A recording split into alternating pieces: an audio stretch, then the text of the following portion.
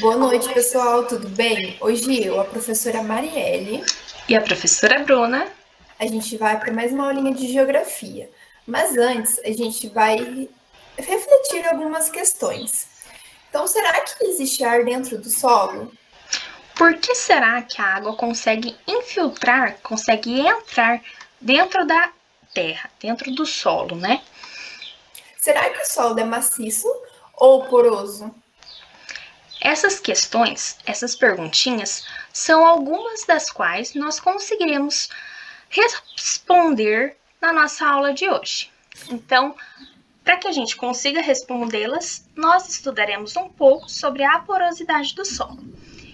Então, na aula de hoje, nós faremos alguns experimentos para entender um pouquinho sobre esse conteúdo. Vamos lá?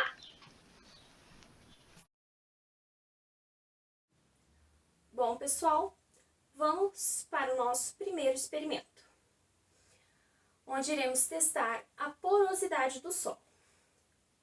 Nós iremos precisar de folhas de jornal para cobrir o nosso ambiente.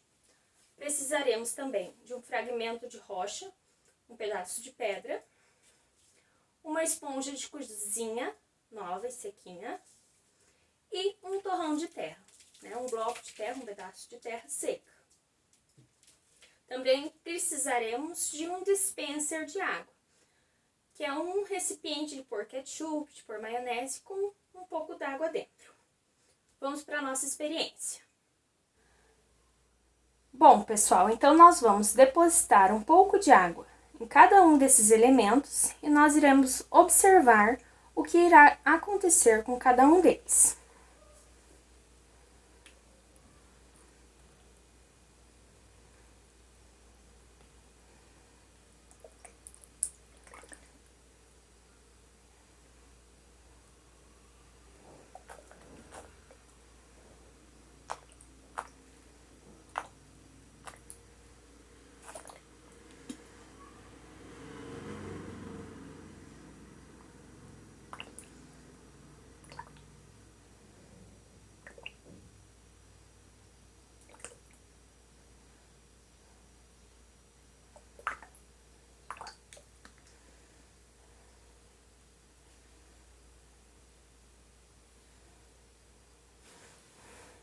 Então, o que nós podemos tirar como resultado?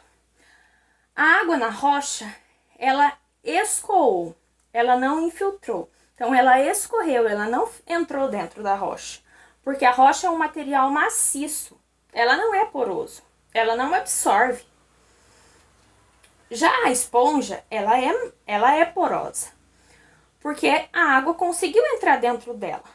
No entanto, ela não conseguiu manter a água lá dentro. A água não conseguiu ficar lá dentro. Nós podemos ver que a água vazou, tanto que molhou o nosso jornal. Já no torrão de solo, a gente pode observar que toda a água que foi depositada nele ficou lá dentro, porque o jornal em volta dele está todo sequinho. A água que foi posta nele está lá dentro. Mas por que isso acontece, professora? Dentro do solo, existem pequenos espaços vazios que são chamados de poros, onde ficam guardados ou o ar ou a água, que as raízes das plantinhas e outros organismos, eles vão usar para se hidratar, para respirar, para sobreviver. Então, a porosidade da terra, do solo, ele vai corresponder ao volume do solo não ocupado por partículas sólidas, certo? Então, ele vai ser ocupado por água ou por água. Quando ele está sequinho, é por ar. E quando ele está molhado, vai ser substituído por água, certo? E dentro desses poros, nós temos os macroporos e os microporos. Os macroporos, eles vão corresponder aos poros maiores, os mais grandões. Esses vão facilitar uma grande circulação de água. que nem aqui na esponja. Nós vimos que a esponja, ela consegue absorver bastante água, né? Ela puxou bastante água que a professora depositou nela. No entanto, ela não consegue reter a água. Os macroporos, eles não conseguem segurar essa água. Já os microporos, eles são poros menorzinhos, bem pequenininhos, que eles vão facilitar a permanência da água. Eles vão deixar a água ficar lá dentro do solo, mantendo o solo bem úmido, facilitando que a germinação das plantinhas, permitindo que elas cresçam, certo? Podemos ver que depois da professora colocar água, ó, ele tá bem úmido, ele não tá mais sequinho, esfarelento como estava antes. Então, dentro do solo, nós temos os macroporos e os microporos, que vão facilitar a entrada de bastante água e a retenção dela, para que o solo tenha todos os elementos necessários para germinação da vida, para que possa gerar todas as coisas necessárias para as plantas e para os organismos que vivem nele.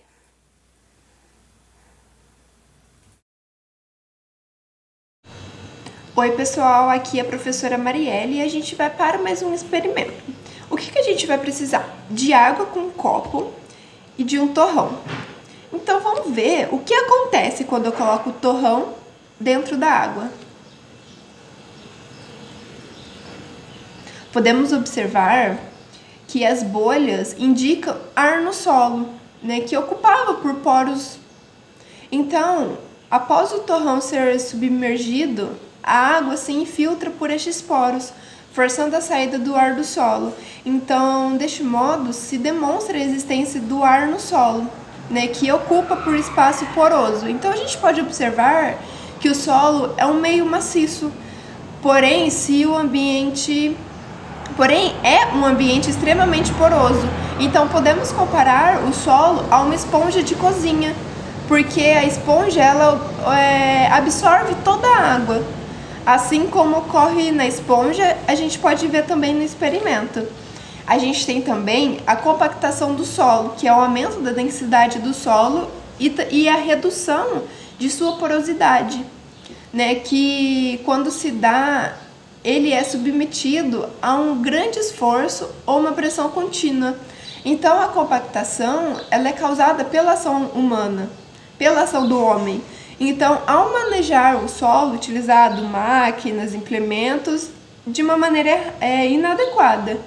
Então, quando o solo é compactado por pessoas, animais ou veículos, isso pode reduzir a sua porosidade, que dificulta a circulação de água, de ar, que prejudica ao desenvolvimento de suas raízes, de seus organismos do solo. Então, isso foi o nosso experimento. Espero que vocês tenham gostado e muito obrigada. Bom, pessoal, depois que vocês entenderam que a gente viu que é porosidade, vamos para uma atividade complementar. Vocês vão produzir um material explicativo para nós, respondendo aquelas perguntinhas do início. O que é porosidade? Existe ar dentro do solo? Por que a água consegue infiltrar dentro da terra? O solo, ele é maciço, ele é poroso? Vocês vão escolher a produção do jeito que vocês preferirem, em forma de desenho, em forma de texto, do jeito que vocês se sentirem mais confortável. Só precisa ser bem caprichado e bem lindo. E vocês tragam essa atividade na próxima aula para a gente corrigir juntos. Ok, pessoal? Beijo e até a próxima aula.